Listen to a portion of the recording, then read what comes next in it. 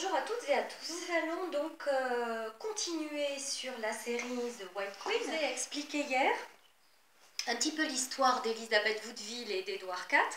Il faut savoir que la série en elle-même a été écrite par Philippa Gregory, qui est une auteure britannique anglaise et qui écrit énormément de romans historiques sur des personnages de l'histoire d'Angleterre. Alors elle a d'ailleurs écrit un livre que j'ai énormément aimé, qui s'appelle donc The Women of the Cousins Wars avec David Baldwin. David Baldwin, malheureusement, qui nous a quittés cette semaine, qui est un historien anglais vraiment de renom et de qualité. Je vous parlerai de ses autres ouvrages. Il avait écrit une biographie spécifique sur Élisabeth Woodville qui est vraiment très très intéressante. Alors, Philippa Gregory a décidé de traiter cette histoire de l'histoire d'Angleterre par le point de vue de différentes femmes et elle a donc écrit une série en anglais sur ces différents personnages. Il n'y a malheureusement que 3 ouvrages qui ont été traduits en français, je vous en parlerai tout à l'heure pour celles et ceux qui ne lisent pas en anglais. Alors, le premier tome de sa série, c'est The White Queen, Élisabeth Woodville dont on a parlé, qui était l'épouse d'Édouard IV d'York, roi d'Angleterre.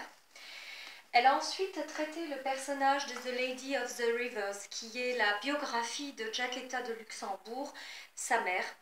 Et elles s'entendaient vraiment à merveille, toutes les deux. Elles avaient un rapport extrêmement fort et très, très intéressant. Philippa Gregory a ensuite travaillé sur The Red Queen. C'est le personnage associé à Margaret Beaufort. Margaret Beaufort, nous en avons parlé hier aussi un petit moment. C'est la mère d'Henri Tudor, Henri VII Tudor, et elle a consacré sa vie à faire en sorte que son fils reprenne ses droits et monte sur le trône d'Angleterre.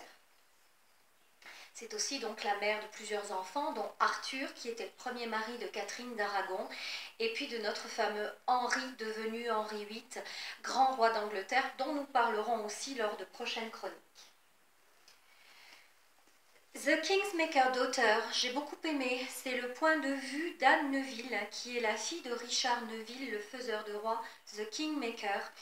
Et là, vraiment, on a une vue complètement différente de cette même période, des personnages que nous avons abordés dans les précédents livres, avec les yeux d'Anne Neville. Alors, Anne Neville, elle est très intéressante, je vous en parlerai dans une autre chronique. Elle est devenue l'épouse de Richard III, qui était le frère d'Édouard IV d'Angleterre. Je vous en reparlerai à un autre moment.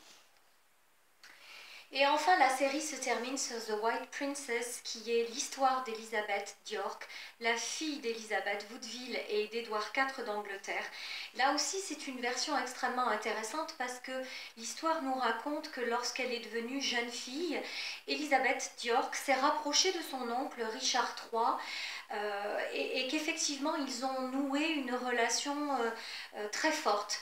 Mais lorsque Richard III a été défait à la bataille de Bosworth en 1485, eh bien, elle se trouve complètement esseulée, isolée, et elle est forcée par les grands de son royaume d'épouser Henri Tudor et devient à son tour reine d'Angleterre. Voilà. Alors, comme je vous le disais, si vous ne lisez pas en anglais, 3 de ces 5 ouvrages ont été traduits.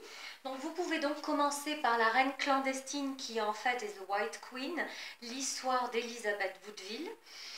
Vous pourrez ensuite continuer avec la version d'Anne Neville, la fille du faiseur de roi.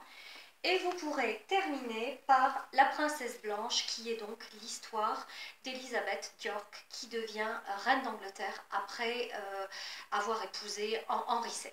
Voilà. Bon, bah écoutez, j'espère que toutes ces petites chroniques vous plaisent. Voilà de quoi lire. Je vous embrasse très fort et je vous dis à très bientôt pour une prochaine chronique. Salut!